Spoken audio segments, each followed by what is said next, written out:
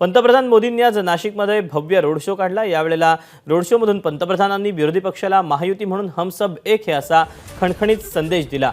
याआधीचे पंतप्रधान मोदींचे जवळपास सगळेच रोड शो हे एकट्याने काढले होते।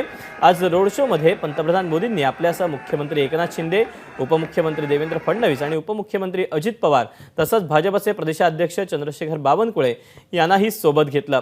सरकार अस्थिर असल्याच्या उठत असलेल्या वावड्या, 2 दिवसांपूर्वी विधानसभा अध्यक्षांनी शिवसेनेसंदर्भात दिलेला निर्णय, महायुतीत लोकसभेच्या जागांसाठी सुरू असलेली छुपी रस्सीखेच या पार्श्वभूमीवर पंतप्रधानांची ही कृती लक्षणीय ठरली।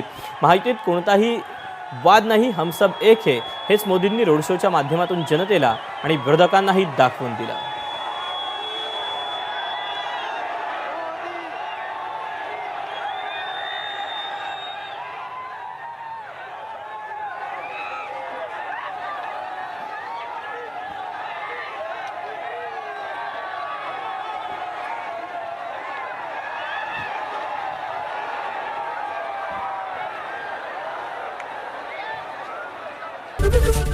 एबीपी माझा, उघडा डोळे बघा नीट।